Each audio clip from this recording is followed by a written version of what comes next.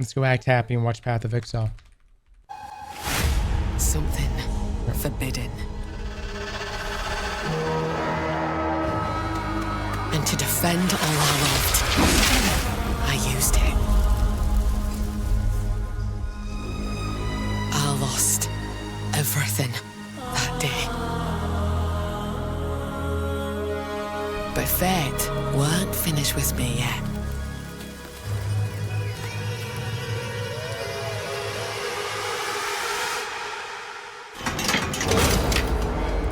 I'll right the wrongs I've done. I'll do what I must, no matter the cost. I will hear the spirit baby. Rookie once move. more. How could you not think that would happen?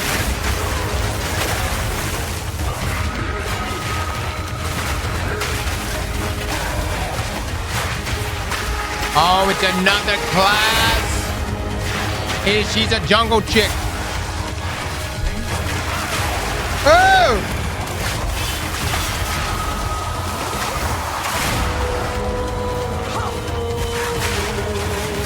Oh, she can ride a bird. She's got a chocobo.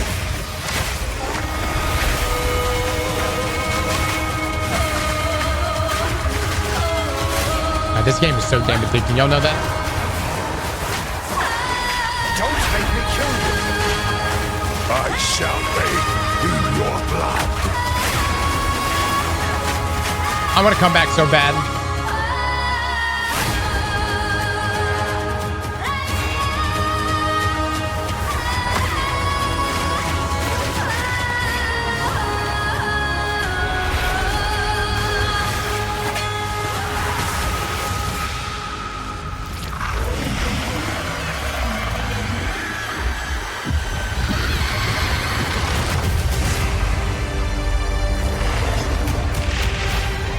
Let's get it, baby. Not again. Don't bring me back in unless we're going back. April the 4th, everyone. Now, as you can see, in Dawn of the Hunt, we're introducing the first new class since early access to PoE 2, the Huntress. The Huntress is a spear-wielding Azmeri warrior. Born into a society with strict traditions, she was exiled from her homeland after using the power of a skill gem to defend her village. Wow, as a dexterous spear user, she specializes in both melee and ranged combat, dashing into and out of battle. Spears have extended range and a short dash, but unlike other melee weapons, you can also throw them. In order to make a hybrid ranged and melee character work, we had to do a lot of thinking about ways to make it fun to both enter and exit melee range. The first skill you will get as a Huntress is Whirling Slash. As well as striking in a circle around you, this skill creates a whirlwind that blinds your enemies. Leaving the whirlwind will make it explode. The more Whirling Slash is used, the bigger the whirlwind, and the bigger the explosion. Definitely going to be something that's going to allow for the whole map. Once you're out to of be full there, of those. you'll want to follow up with something ranged. Whip your spear around to shoot twisters towards your foes. There's These your twisters range bounce attack. off walls and can hit enemies multiple times. Damn. And look at the You can also blind. throw twisters inside a whirlwind to shoot out extra tornadoes that do way more damage. In her offhand, the Huntress will usually want to hold a buckler, which allows you to do a new skill, Parry. While holding down Parry, your character will counterattack any incoming attack from monsters near you, stunning them. In addition, the monsters will take extra attack And damage create a from your weak follow-up point. strike. Some specific skills are designed to be used after a parry and have extra effects. Disengage is a skill that does a quick jump back, damaging enemies in front of Chat, you, it is- and can be used to interrupt other actions. Like Do we dodgeball. have to hold down If you use it parry? against a parried Like- enemy, though, it causes an explosion and gives you a frenzy charge. Do you have to Just press be it as careful. they attack or If you just hold parry it too down? much, you're going to get stunned and possibly Oh, killed. You can combine this combo with Whirling Slash. I think just holding it down. Slash, parry, disengage, and you'll get an explosion from the disengage and the Whirling Slash. The Huntress also has a variety of elemental spear throw attacks. You could use Lightning Spear to bounce lightning between your foes. Or you could throw explosive spears into the ground. These spears take a while to detonate, but when they do, they'll incinerate anyone caught in the blast. All spear throws on the Huntress can also be empowered by frenzy charges.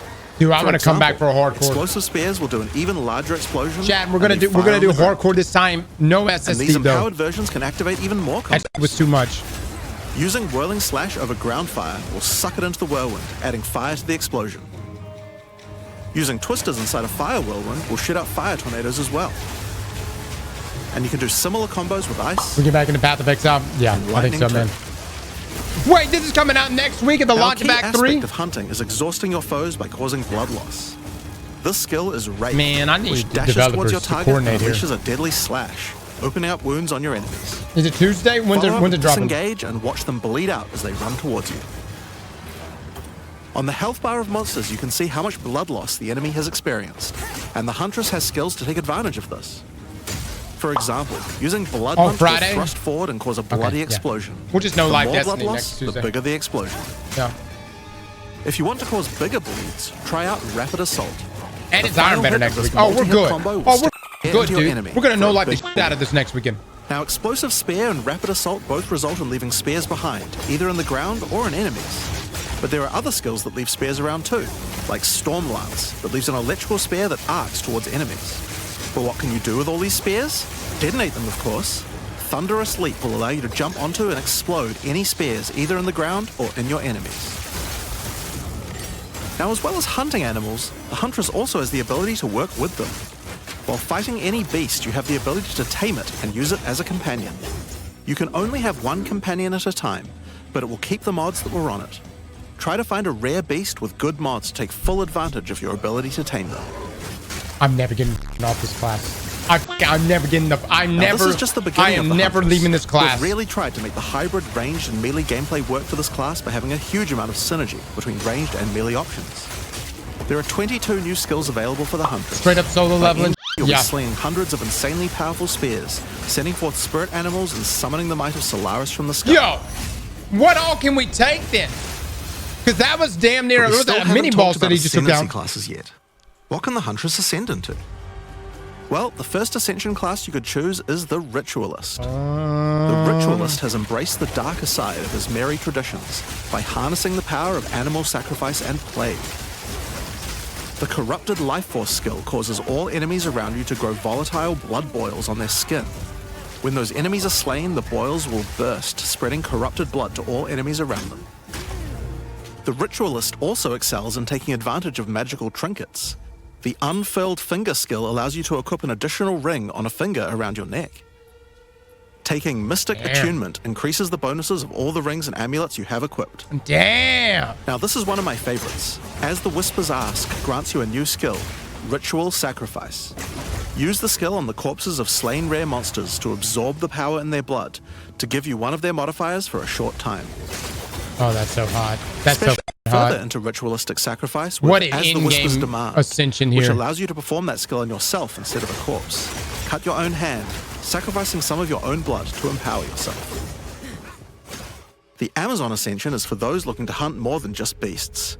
Trained as an elite guard to the most important Azmeri elders, the Amazon will use more traditional fighting techniques mastered to perfection. The Predatory Instinct skill will cause you to reveal weaknesses in the defenses of rare and unique enemies, causing you to deal more damage. You can see those weak spots represented on their life bars. While using Elemental Infusion, any charges you consume will infuse your weapon with elemental power, causing any projectile attacks to explode on impact. The Critical Strike skill is as simple as it sounds. It takes your excess accuracy and gives it to you as critical strike chance. Additionally, you have skills like Mystic Harvest, which allows your elemental damage to leech life, and Azmeri Brew to be able to use either flask to restore both life and mana. So those are the two new ascendancies. I feel like the Huntress, first one is the one I'm going to go with, those are not guys. the only ascendancies in Dawn of the Hunt. We've added a new Ascension class for 3 of the other existing classes too. Ooh, come on, baby. First up, for our warriors out there, we have the Smith of... The warrior is a blacksmith in origin, taught by his father Renly. With this ascension, you can take your smithing skills to new heights by embracing power from the insatiable one himself, Kitava. Smiths of Kitava are master blacksmiths and have the ability to forge their weapon, quite literally. Using the Against the Anvil notable skill, you can enhance your weapon with fiery destruction before any battle. After doing so, your attacks will release explosions on hit for maximum devastation. You can also use the power of Kitava to summon an animated copy of your weapon alongside you. A great blacksmith can do more than just forging their weapon though. Their armor can be enhanced too. Now you might think this ascendancy class tree looks a little abnormal, and you're right. There's a lot of notable skills all disconnected at the bottom there. By taking this point here, which is free to assign, your character is unable to equip body armors with mods of any kind. So your body armor must be normal. Sounds like a downside, right? Except now in true blacksmith fashion, you get to craft your own body armor by taking those disconnected notables with your points. If you want your body armor to grant life, take this notable.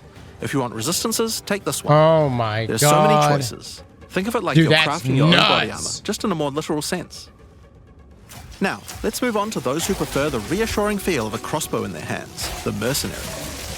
Alongside the existing Ascension classes, the Gemling Legionnaire and the Witch Hunter, you can now play as the Tactician.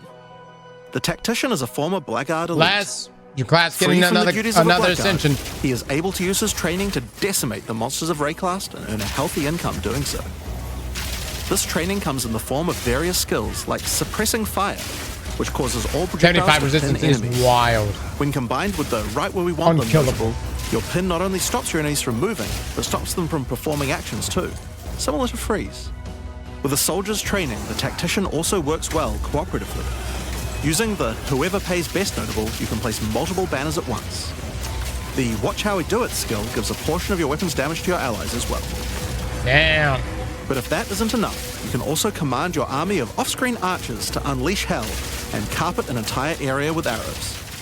Finally, witch players will be able to join their legions by becoming undead themselves. What? In Dawn of the Hunt, we're introducing the Lich Ascension class.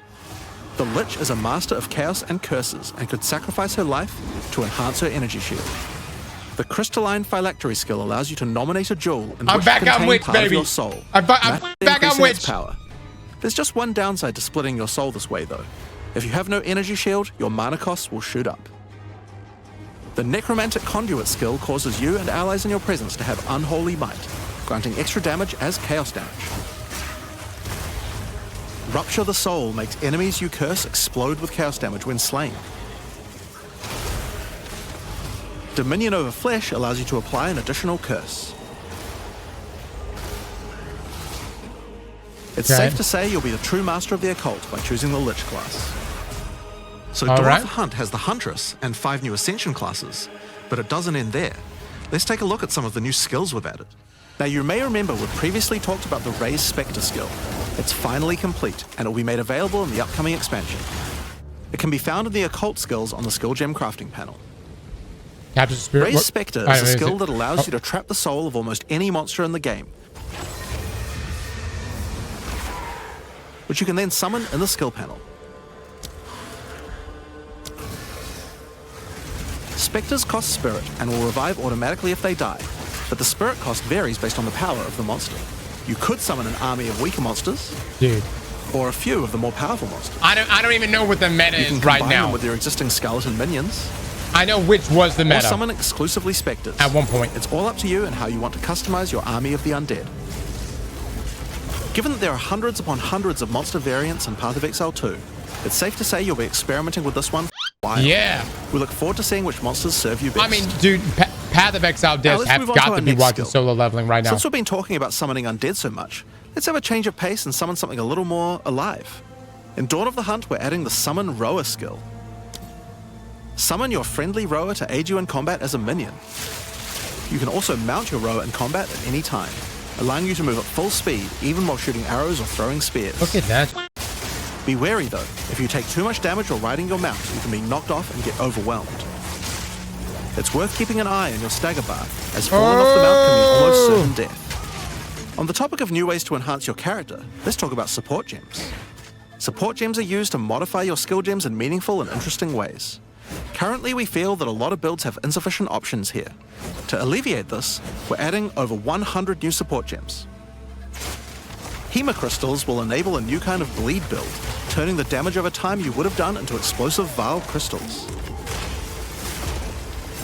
Alignment is a support gem for bow attacks, which can reward skilled players with good positional skills. Caltrops will allow you to litter the battlefield with hazards, slowing your foes as you fling spears through their ranks. But there's plenty more for every playstyle, such as Enormity, Unsteady Tempo, Now, monk has got to be the most fun class to play, though. Consumes his corpse. Retaliate.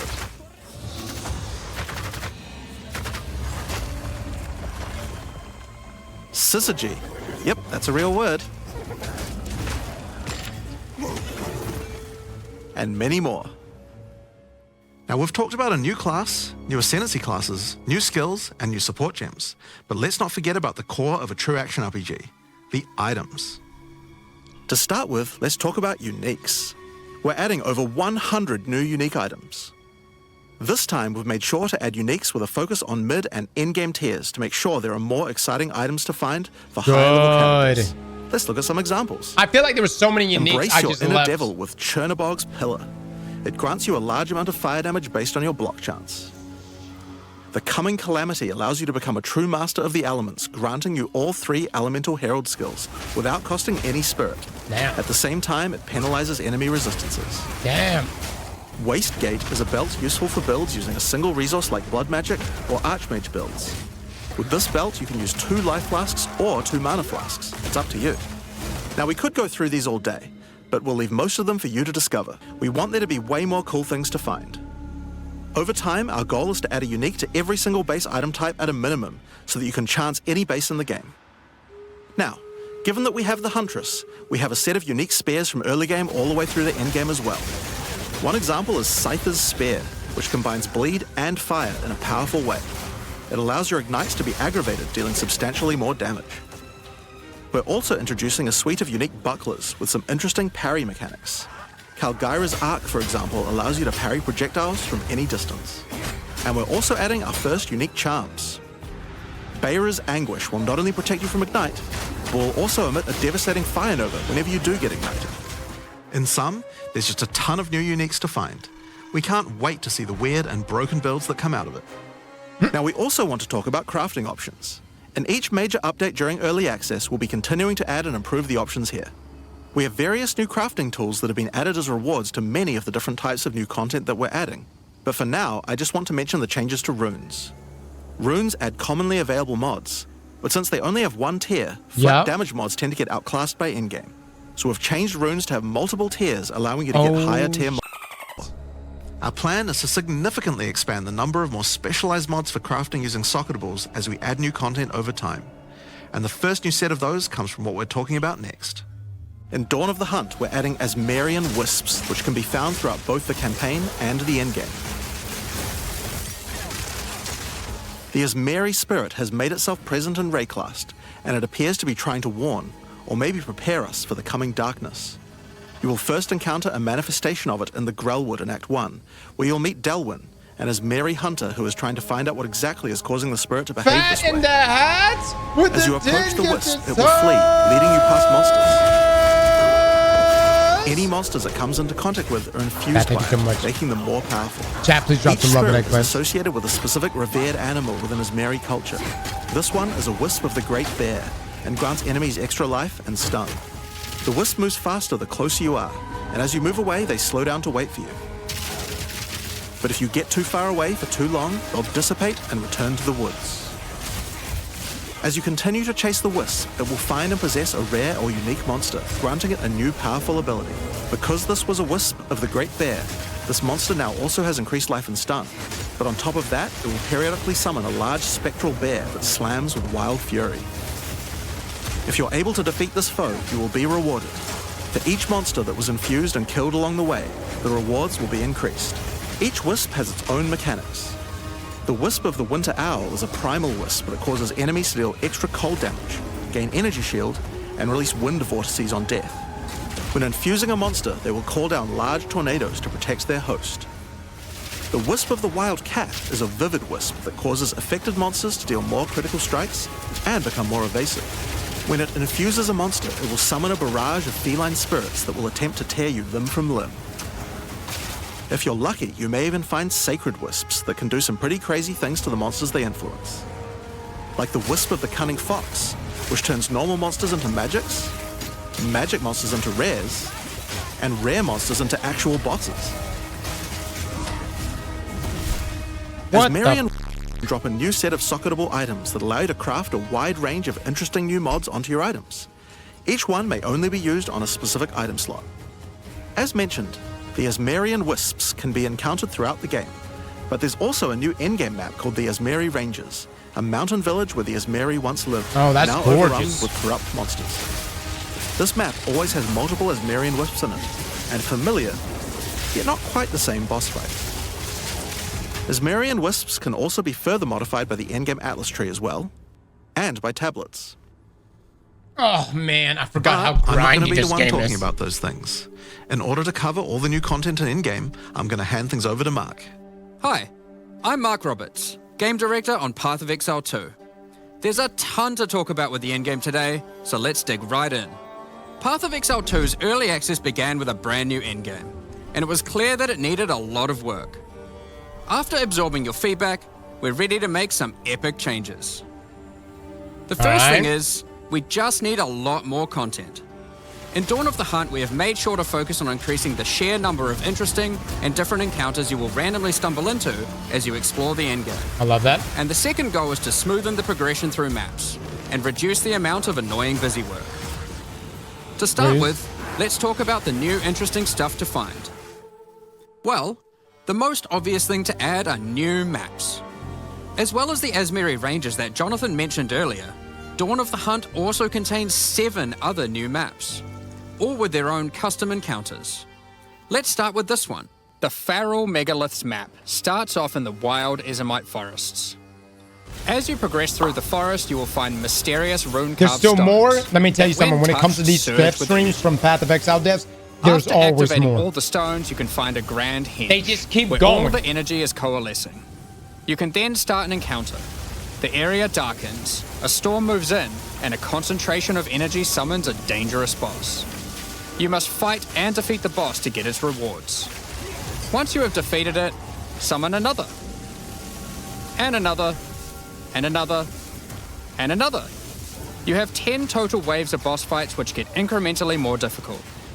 If you manage to defeat them, you get full boss rewards, but also opportunities to get new runes. These can only be obtained from this map. The Fractured Lake contains a surreal waterscape with fractured mirror-like objects. As you move around the map, the terrain itself elevates from below, creating the ground you walk on. In this unique map, all the rare monsters are mirrored, so you're always fighting 2 of the same rare at the same time, which can prove quite difficult. If you manage to overcome that challenge and make it to the end of the map, you'll be presented with a broken mirror, a powerful altar-like object that contains an item within it.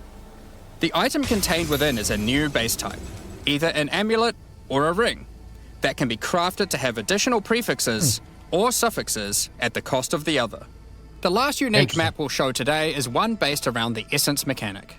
You enter a crystalline cavern, and you will find a powerful map boss imprisoned in the center. It is surrounded by many rare monsters, also imprisoned in essences. By freeing and defeating the rare monsters, the essence they held will be upgraded to a greater essence and be added to the imprisoned map boss. How brave are you? How many essences will you add to the boss? Overdo it, and you might lose everything. Underdo it, and you might regret it. It's your choice. Oh, Speaking of essences, alongside visual improvements, you're now able to apply Varlorbs to corrupt the essences with a range of unpredictable outcomes. It could increase the number of essences, reroll all the essences to the same type, or even upgrade the essences to greater essences. dude, that's Already greater wild. essences. Well, it can upgrade those too. We have 4 new Think over the new corrupted classes? essences. Yes. Essence of Hysteria, Delirium, Horror, and Insanity. Each corrupted essence has its own interesting combat mechanics. You can corrupt essences in For example, PoE1. The I essence never of played Insanity the first causes Path you of to Exile. question even your own mind, as monsters split into shadowy clones, and you must locate the real one before a devastating icy explosion freezes everything around it. Each of these has their own crafting outcomes. The essence of Insanity can be applied to a belt. It adds a mod that will ensure the next Varlorb used on the belt will guarantee adding 2 enchantments. That's hot. It's worth noting all the essences in the unique map can also be corrupted too, if you're willing to risk it. It's worth noting we have also added 10 extra Atlas passive points you can Chat, are earn by Battle completing Wars common 5 now? different unique maps. I was always broke on them. Now, new maps are just the beginning. We had a goal where we wanted to make sure you were constantly finding exciting new content, and that it could be lurking around any corner. So, we have added a bunch of new things that you could stumble into in any map you run. On your travels, you will sometimes encounter rogue exiles. Others like you who have been exiled and are openly hostile. Some are malicious, some are mad, while others are simply fiends for loot. They will challenge you, a fight to the death. Oh my god. They use the same skills available to players, Oh and my even god. the same items. What the? They aren't It's like just a straight up dressed up in PvP those fight. items. They're actually using them. It's going to feel like a true player versus player situation. Of course, if you are able to slay these exiles, those items will all drop on the ground. So if you encounter an exile using a powerful or valuable unique item, which you can see displayed under their life bar, you want to be damn sure you kill them. Oh sh.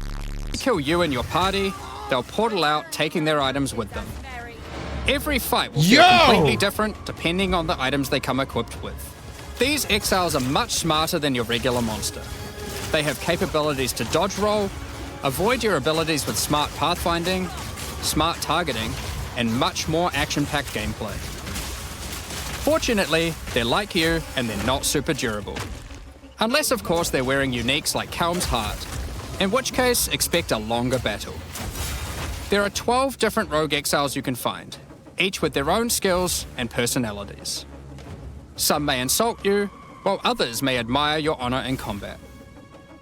Another encounter you might stumble onto in Dawn of the Path of Hunt Exile, are one guys. of 4 new unique strongboxes. Strongboxes are chests with modifiers. When you try to open them, they activate traps and spawn waves of monsters that you must defeat to access the loot.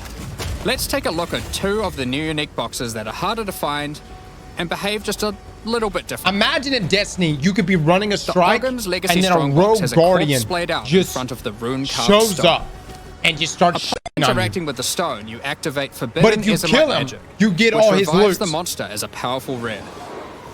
The strongbox comes with a modifier which determines how many times it will revive that rare. Each time you defeat the monstrosity, the strongbox revives it again, adding an extra modifier to the monster. Gambit is... With each resurrection, it becomes more That's difficult, Gambit's but too also scripted. more rewarding. That's This softer, yeah. strongbox is infused with thaumaturgy from ancient Vaal technology. Eshel's Torment has a powerful artifact inside, and is guarded by chaos itself. Defeating the monsters will grant you a unique item, with a specific corrupted outcome. Ooh. You'll have to find the other 2 for yourself to see what they do. Now, let's talk about the introduction to the endgame. Upon This dude starting had the a similar thing endgame, called rogues. Doriani I love that, tasks man. you with cleansing corruption to help restore the land. However, in practice, the quest objective just sent you on a grind to clear 15 maps. We wanted to make the quest to unlock your Atlas passives much more interesting. Now, Doriani is tasking you with a more specific objective. On the Atlas, you will find areas of corruption caused by the beast. In the center of each one, you will find a corrupted nexus, the source of the affliction. In the areas leading up to the nexus, you will notice that corruption spills out from slain enemies and amalgamates into powerful monsters. Corrupted maps existed on the Atlas before, but we've done significant work on improving these monsters. We've also done a full pass on the modifiers on these maps to make them more interesting and more rewarding. Once you reach the Nexus, you'll have a new task: cleanse the source of corruption. When How you long is defeat this the update last video? rare on those maps, they will spawn one Probably of 30 3 more minutes. terrifying bosses. Amalgamations of corruption itself. After defeating that boss, Doriani will come and cleanse the corruption for good. As the remains of the boss are purged of corruption, it coalesces into raw crystallized power, which you can use to gain points for your Atlas passive skill tree. The upgrade system that allows you to add and enhance content in your maps. We didn't stop there though. When you complete a corrupted nexus, all of the remaining surrounding corrupted maps will become cleansed maps. Cleansed maps also have new monsters, a new boss, and their own set of modifiers and rewards, including finding fracturing orbs by slaying cleansed enemies. These orbs can be used in crafting on a rare item to cause one of its modifiers to become fractured. A fractured modifier is one that cannot be modified by any means. You are able to freely modify the item, ensuring the fractured modifier will never change. If you get the right item with the right mod, it can prove to be a very powerful crafting base indeed. You must now choose. Do you complete all the corrupted maps and then the Nexus? Or maybe you beeline to the Nexus, complete it, and do all the remaining maps cleansed.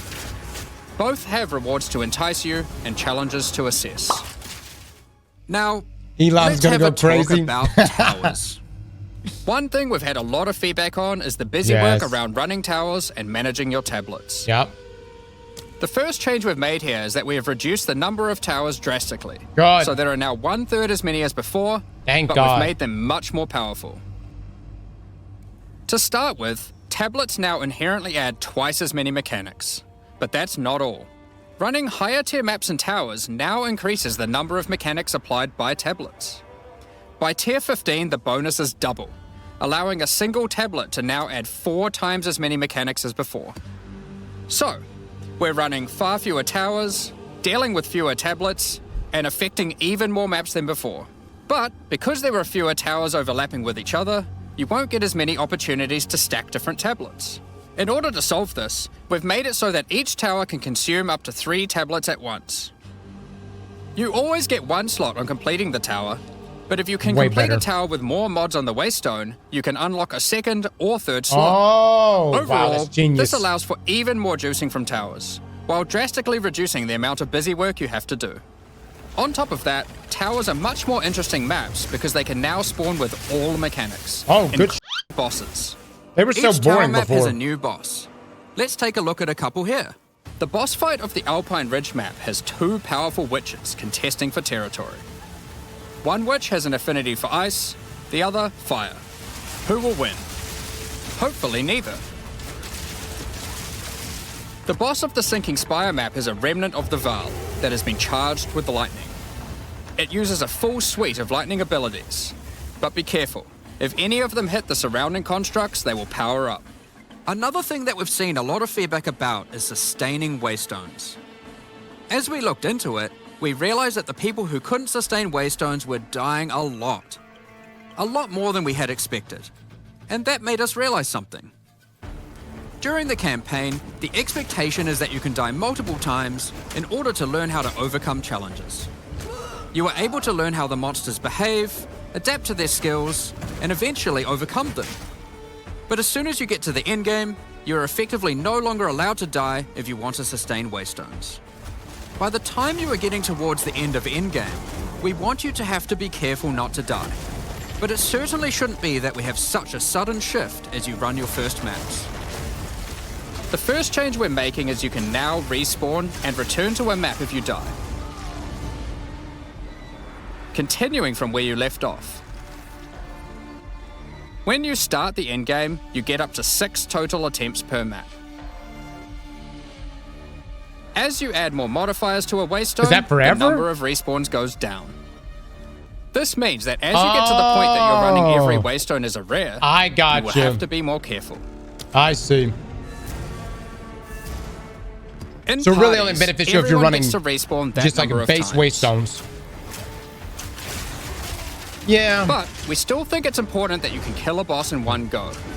In order to allow that to happen, we've made a change so that once you start the boss fight, it changes over to the same respawning system we use for bosses. This means that the map owner can choose to respawn everyone at the same time. Another complaint we've seen a lot of is players not wanting to do the pinnacle content because of the experience penalty from dying. A change we've made here is that all pinnacle content now no longer grants experience, but also no longer removes experience on death either. Dawn of the Hunt also brings the first batch of Twilight Order reliquary keys from the early access supporter packs. These keys contain items selected by our supporters. They can contain any unique item found in Path of Exile 2. If the selected item is a pinnacle boss drop, then only special keys dropped by this content will be able to provide these items. For example, Hand of Wisdom in action can only come from a key dropped by Zesht. We're also making a change that allows Pinnacle boss uniques to drop at any difficulty. Rarer uniques will be rarer at lower difficulty, but still possible to find. This applies to the drop chances for the reliquary keys from this content as well. We spoke about towers and tablets earlier, but we have also added a suite of unique tablets. Each of these adds crazy interactions to the maps influenced by it. For example, this unique tablet allows you to run any map in a tower's radius without requiring connections, which can be quite useful for jumping gaps and traveling around your atlas. And this tablet causes all runic monsters spawned during expedition encounters to be duplicated, and weakens all expedition monsters that emerge from the ground. The Atlas tree has also been expanded, and you can find many of the new mechanics there, and improvements to existing ones too. Expedition was the only in-game mechanic that was lacking a crafting system, so that needed to change. Recombination is a mechanic that might be familiar to some players. It allows you to merge two items together, hoping to get the best elements of each on a single new item. This new crafting bench will be unlocked as you complete your first expedition, and require artifacts found during expeditions to fuel it. The rarer the mods on the item you are combining, the more expensive the cost. That wraps up all the major in-game changes we're talking about today.